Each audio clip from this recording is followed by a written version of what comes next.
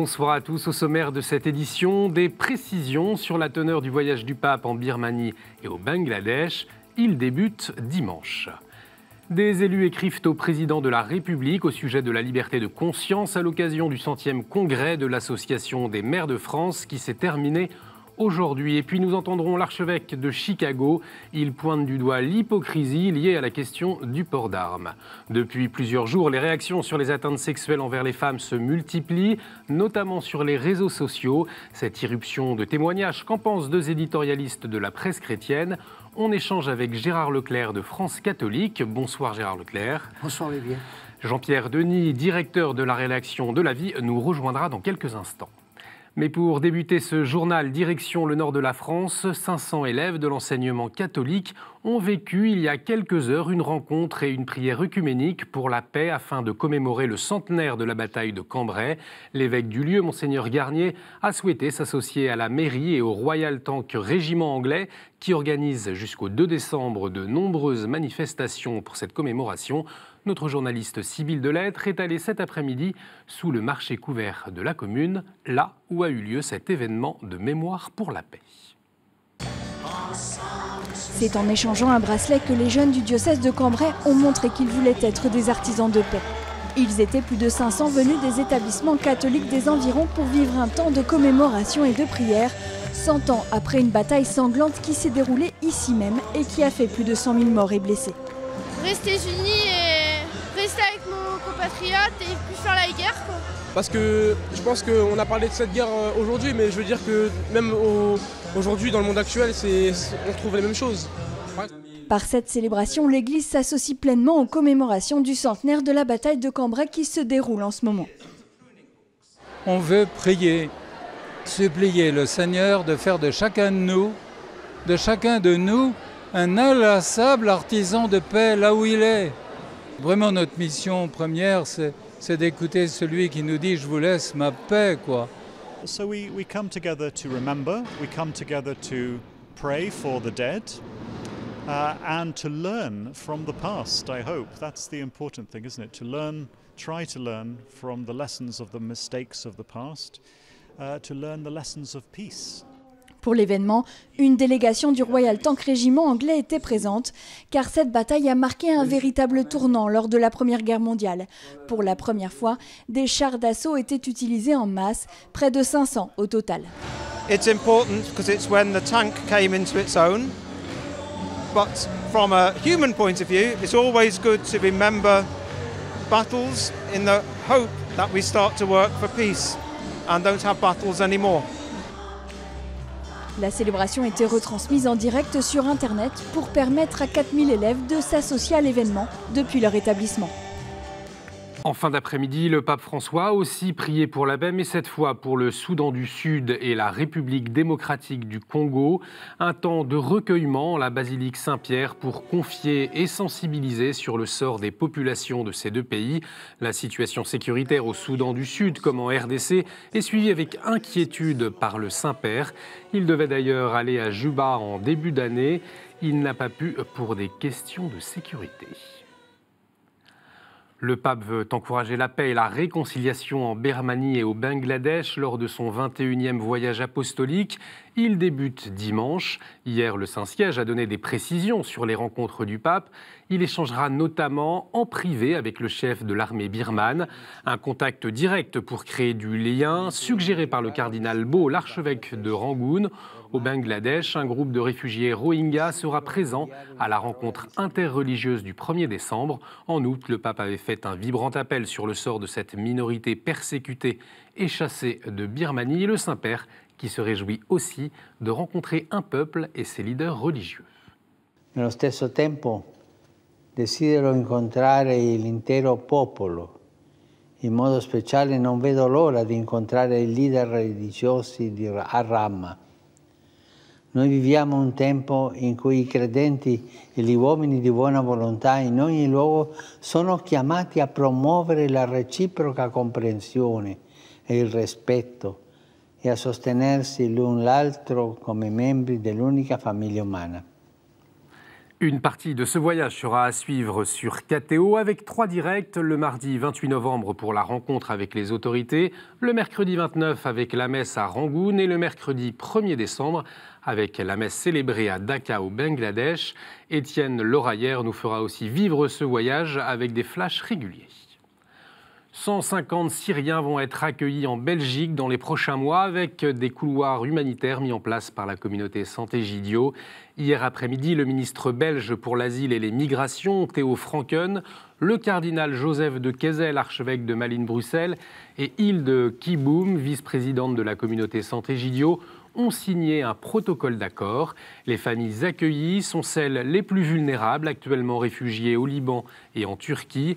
Elles seront prises en charge par les églises chrétiennes de différentes confessions avec un parcours d'intégration. Ces couloirs humanitaires déjà mis en place en France et en Italie sont un grand pas pour l'Europe, a affirmé hier Marco Impagliazzo, président de la communauté de Sant'Egidio. Les évêques belges sont disposés à assumer leur entière responsabilité afin de faire réussir ce projet, a précisé le cardinal de Kessel. Aux États-Unis, le cardinal Cupich, l'archevêque de Chicago, pointe l'hypocrisie des élus sur la question du port d'armes. Après les fusillades meurtrières de ces derniers mois dans le pays, le temps des condoléances est terminé. Il faut agir, a affirmé le cardinal Cupich en fin de semaine dernière dans une intervention vidéo sur le site de son diocèse. On l'écoute. We could turn everything into a war zone if we want to. But that is one of the reasons I restricted guns from our churches. You can't go into a hospital, a school. You can't go into the House of Representatives or the Senate floor with a gun.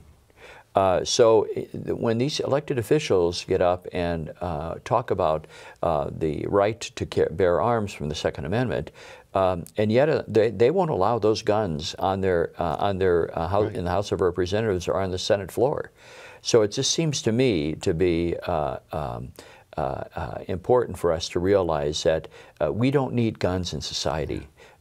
We're not at war with one another. We should not be carrying weapons that declare war on people. En France, des élus demandent au président de la République de garantir le respect de la liberté de conscience. Le collectif des maires pour l'enfance a profité du 100e congrès des maires de France. Il s'est achevé ce soir pour écrire à Emmanuel Macron. Cette lettre reprend les propos tenus il y a tout juste 5 ans par le président Hollande devant les maires de France en plein débat sur le mariage entre personnes de même sexe. Si la loi passe, leur avait-il dit, les maires auront à la faire appliquer, mais je le dis aussi en vous entendant, des possibilités de délégation existent. Des possibilités de délégation existent. Elles peuvent être élargies. Et il y a toujours la liberté de conscience. Pour le collectif Les Maires pour l'Enfance, qui a porté la voix de plus de 20 000 élus en 2012, ces paroles n'ont jamais été effectives. La circulaire Valls de juin 2013 impose aux maires et à leurs adjoints d'appliquer la loi dite du mariage pour tous sous peine de condamnation. On écoute Franck Meyer, porte-parole du collectif Les Maires pour l'Enfance. Nous pensons que dans la société qui est la nôtre, la liberté de conscience, puisqu'elle est garantie par la Constitution, elle doit pouvoir être mise en œuvre par les élus locaux. Donc voilà pratiquement les choses. Mais ce qui nous paraît scandaleux, c'est que la loi n'ait pas prévu de clause de conscience parce qu'il y avait un moyen, nous semble-t-il, de mettre en œuvre cette clause de conscience. C'est ce qu'on appelle le Code général des collectivités territoriales qui prévoit qu'en cas de défaillance du maire, c'est au préfet de prendre les dispositions nécessaires pour que la loi soit appliquée. Donc, autant dire, nous avions les moyens légaux, me semble-t-il, dans ce pays, de ne pas faire tant d'histoires, et puis de mettre en œuvre la loi, tout en respectant la liberté de conscience des élus. Le Conseil d'État a rendu sa décision sur la question du fichage national de la trisomie 21. En 2016, des professionnels de la santé avaient contesté cette pratique.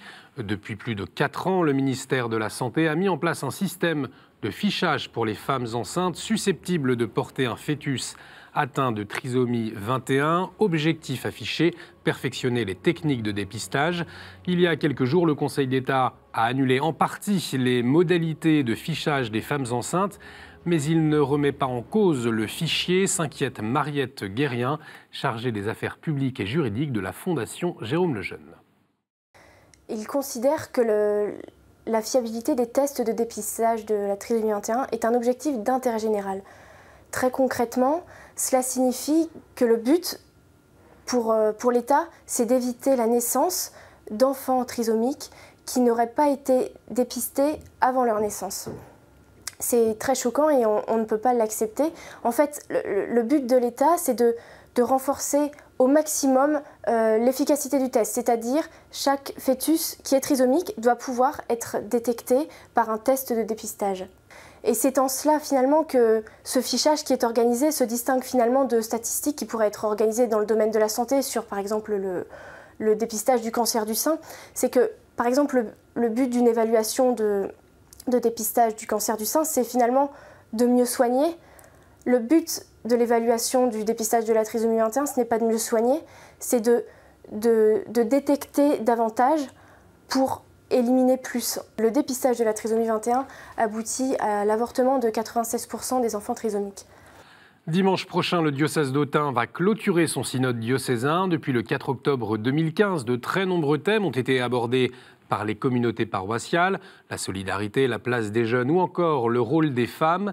Les futures initiatives votées en septembre dernier seront présentées aux fidèles dimanche par Monseigneur Rivière, évêque d'Autun, après la célébration de la messe à 14h à Thésée.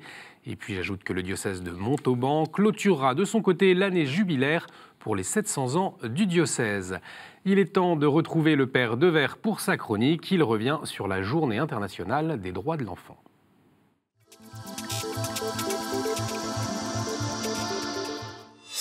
Chers amis, bonjour. Cette semaine est marquée par la journée du 20 novembre, qui est la journée pour la défense des droits de l'enfant. Ce sont les Nations Unies qui ont suscité cette journée et le gouvernement français a ratifié, il y a déjà 21 ans, cette convention. Et des efforts ont été véritablement entrepris pour mieux protéger l'enfant. Mais malheureusement, il y a encore des situations d'inquiétude, des angoisses. Il y a 1 million d'enfants qui vivent dans des situations de pauvreté, c'est-à-dire que leur présent est difficile et leur avenir compromis.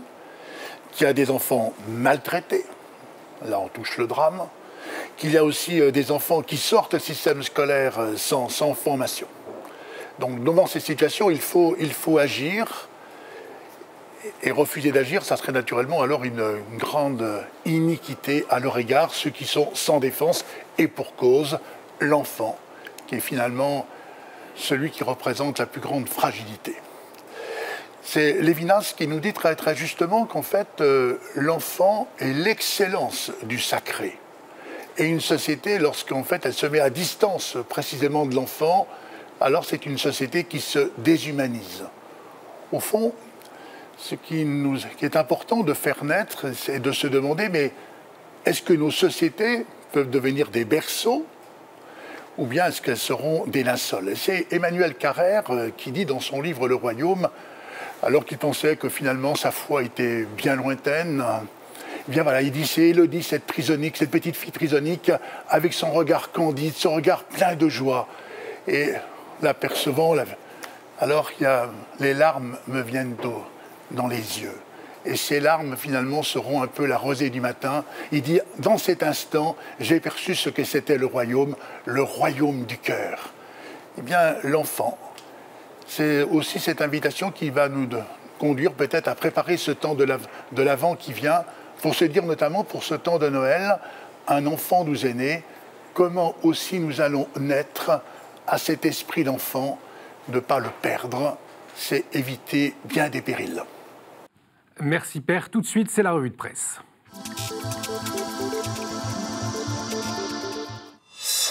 On commence avec France Catholique, avec le fondateur des équipes Notre-Dame en une. Et puis dans votre éditorial, Gérard Leclerc, vous parlez des conditions de l'unité pour les chrétiens. Oui, parce qu'il y a un malaise parmi les chrétiens à propos de certaines positions. du Saint-Père. Et j'estime qu'on ne doit pas attiser les querelles parce que ça n'avancera à rien. Il faut trouver une voie d'approfondissement des problèmes qui sont posés. C'est pour ça que dans cet éditorial, j'indique 2 livres sur cette question du mariage qui sont particulièrement éclairants. L'un qui est fait par 2 religieux, un dominicain et un jésuite, qui me paraissent aller vraiment au fond du problème. Merci Gérard Leclerc. Catalogne, Bretagne, Corse, Pays-Bas, La Vie propose une enquête sur les autonomistes. Bonsoir Jean-Pierre Denis. Bonsoir. Je rappelle que vous êtes le directeur de la rédaction de La Vie. Alors pourquoi ce choix? Écoutez, quand j'ai fait une couverture de La Vie sur la Catalogne, au début septembre, personne ne s'intéressait à ce sujet. Et puis vous avez vu ce qui est devenu le problème de la Catalogne.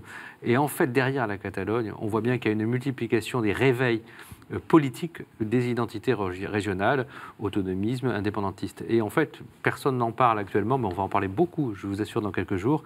La Corse va voter avec une collectivité territoriale unique. Il y a actuellement une majorité, une alliance entre autonomistes et indépendantistes qui gouverne la Corse, qui s'est réjouie de ce qui se passait en Catalogne.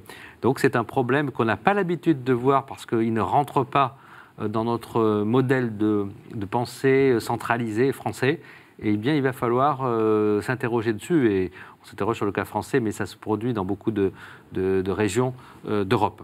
Merci Jean-Pierre Denis.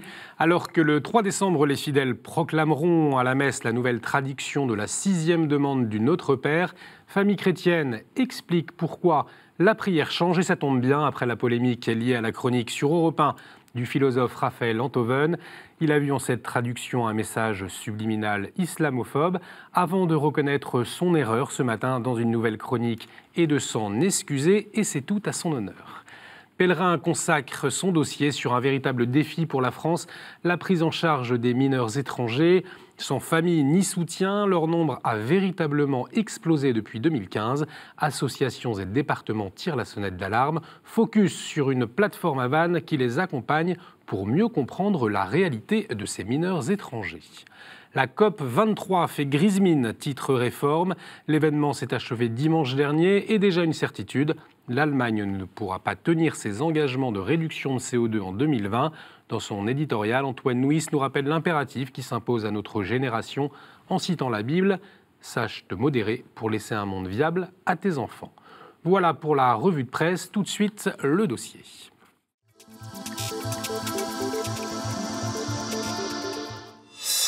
Depuis les révélations sur le comportement du producteur américain Harvey Weinstein, la parole retentit.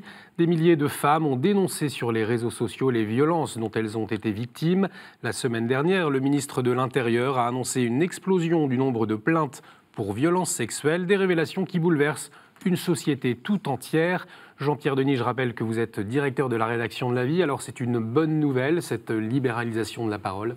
Bonne nouvelle, oui, mais si vous voulez, je dirais que c'est une bonne nouvelle. En tout cas, je pense que c'est une chose qui a été trop longtemps retardée. Alors évidemment, j'hésite un peu à vous répondre oui, c'est une bonne nouvelle, parce que d'abord, ce sont des problèmes. Ensuite, ça sort d'une manière évidemment tellement abondante et surabondante, tellement agressive parfois un peu vulgaire avec ce hashtag « balance ton porc », qu'on pourrait se dire, mais attendez, voyons ça plus calmement. Je crois juste que quand des problèmes ont été trop longtemps sous le boisseau, bien, il faut que ça sorte. Et il ne faut pas s'interroger sur la façon dont ça sort, il faut s'interroger sur le fond des problèmes. Et on voit qu'il y avait véritablement plusieurs couches de déni sur ces questions de harcèlement, des choses qui aujourd'hui ne passent plus parce que la société a changé.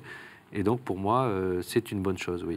Il fallait que ça sorte, Gérard Leclerc, ces dénonciations. Oui, bien sûr. Mais, comment dirais-je, ce qui me gêne dans cette affaire, c'est qu'elle est fortement idéologisée. C'est-à-dire chez notre confrère Le Monde, il y a une série de tribunes libres qui m'ont mis mal à l'aise. Alors, il faut que les choses sortent, mais il faut qu'on essaye de bien déterminer les causes qui sont, à mon sens, multiples. Parce que la tendance actuelle, c'est de nous dire que tout cela est le fait d'une civilisation foncièrement machiste, et donc il s'agit de se lancer dans une espèce de révolution culturelle qui va déraciner ce machisme, etc. Je crains un petit peu ce genre de dialectique qui me paraît nous conduire vers la guerre des sexes et qui fait l'impasse sur un certain nombre de problèmes aussi nouveaux. On a suffisamment exalté la libération des mœurs à partir des années 60 pour se poser quand même quelques questions. Est-ce que cette libération des mœurs n'est pas sans responsabilité aussi dans ces atteintes aux femmes ?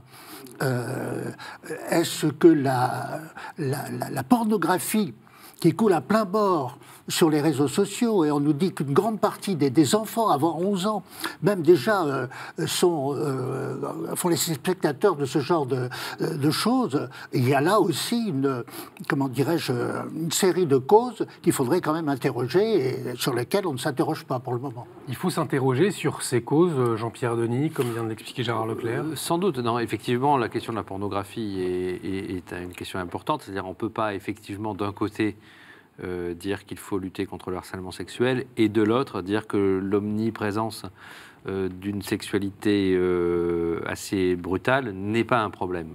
Ça, c'est évident. Néanmoins, il faut en rester au sujet lui-même. Si des témoignages sortent, ce sont d'abord des faits qu'il faut analyser en tant que tels et accepter en tant que tels. Je vais faire une comparaison qui me vient à l'esprit et qui m'est venue à l'esprit au moment de ces affaires. Quand les affaires de pédophilie sont sorties dans l'Église, le premier réflexe de beaucoup de catholiques, et j'en fais partie, c'est de dire c'est mal exprimé, c'est agressif, c'est contre l'Église, c'est idéologisé, c'est pas tout à fait juste, on mélange tout, etc. Et souvent c'est vrai. Et souvent c'est vrai. Néanmoins, pourquoi ça sort ? Parce qu'il y a un problème. Et pourquoi ça sort comme ça ? Parce que le problème a été trop longtemps nié. Donc je crois qu'il faut d'abord prendre le problème tel qu'il est, l'accepter tel qu'il est. Oui, peut-être on peut regarder dans les détails et dire que la façon dont c'est exprimé renvoie, on peut dire aussi, à des questions politiques, idéologiques, c'est pas un secret, mais je crois qu'il ne faut pas perdre de vue le fond du problème. Et je pense que pour les chrétiens, je crois que ça serait une erreur de le nier ou de se situer comme si quelque part on cautionnait ces pratiques qui n'ont rien d'admissible. Voilà. Alors évidemment, on parle de choses qui sont de nature très différente. On parle parfois de viol, de tentatives de viol, parfois de propos déplacés, de gestes déplacés. Donc évidemment, tout sort. Et donc quand tout sort un petit peu, en général, il faudrait hiérarchiser les problèmes. Mais le problème de fond, il est là. Et je crois qu'il faut d'abord commencer par l'entendre. Pour revenir à cette libéralisation de la parole, on a entendu des femmes publiques, je pense notamment à Natacha Polony, dénoncer un débat qui pose les femmes en victimes et les hommes en bourreaux. Vous en pensez quoi, Gérard Leclerc ? J'ai l'impression, je suis d'accord avec ce que dit Jean-Pierre, avec quand même une nuance. J'ai assisté à la réunion organisée par la revue Limite, où il y avait précisément Natacha Polony et Thérèse Argot. J'étais très impressionné parce que c'était dans une église, parce que bon, il n'avait pas la revue Limite n'avait pas les moyens de s'offrir une autre salle, mais en même temps, l'église Saint-Ferdinand d'Iterne était comble. Et comble d'un public féminin, de jeunes filles et de jeunes femmes qui étaient à la fois complètement impliquées dans la campagne actuelle, mais en même temps aussi complètement, mal à l'aise par rapport à la rhétorique qu'il y a derrière cette affaire. Ils ne s'y retrouvaient pas du tout. À la fois, ils sont passionnés par le sujet. Oui, on est complètement concernés par ces affaires, mais en même temps, nous ne sommes pas d'accord avec le discours d'explication de cela. Et il faudrait poser les problèmes autrement. Et je pense que le succès de cette réunion, ils ont eu 2500 demandes qu'ils n'ont pas pu satisfaire, explique par une formidable attente de ces femmes qui sont d'accord, il faut changer les choses, mais attention, parce qu'on est peut-être en train de choisir une mauvaise voie de résolution. Jean-Pierre Denis. Moi, je vous ai dit, mon point de vue, les faits d'abord. Les faits. Là, je réagis purement, simplement. Sur les faits, voilà. En tant que... Je dirais, d'abord, moi, mon attitude de journaliste, c'est de considérer les faits. Est-ce que les faits sont exacts ? S'ils sont exacts, sont-ils graves ? Souvent, ils sont exacts et ils sont graves. Donc, avant d'éditorialiser, peut-être d'ergoter, ce que je ne souhaite pas, en tout cas d'essayer de relativiser. En plus, quand on est, ce qui est le cas sur ce plateau entre hommes, moi j'éprouve une certaine réticence à m'engager sur cette euphémisation d'un problème. Évidemment, on est conscient des agendas idéologiques. On est conscient d'ailleurs du fait que le féminisme est assez fracturé. Enfin, tout le monde n'est pas d'accord sur le combat féministe, évidemment. Et donc, c'est un domaine qui est effectivement très idéologisé. Mais il y a beaucoup de femmes qui n'ont pas droit à la parole, qui sont harcelées dans leur travail. Enfin, il y a quand même énormément de chantiers sur l'égalité homme-femme qui sont très loin d'être aboutis dans notre société. Et donc, il faut entendre ça, il faut juste entendre ça, accepter d'entendre ça. Après, évidemment, attention, qui dit accusation ne dit pas vérité. Donc, il peut y avoir aussi, et il faut y faire attention, des règlements de compte, des dénonciations calomnieuses. Toujours dans ce genre d'affaires, faut quand même garder une certaine prudence, justement par rapport aux faits. Merci beaucoup Jean-Pierre Denis. Merci Gérard Leclerc d'avoir partagé vos points de vue. Vous pouvez revoir cette émission sur notre site internet www.4totv.com. Réagissez également avec le hashtag à la source. Merci pour votre fidélité. À la semaine prochaine. Excellente soirée sur KTO.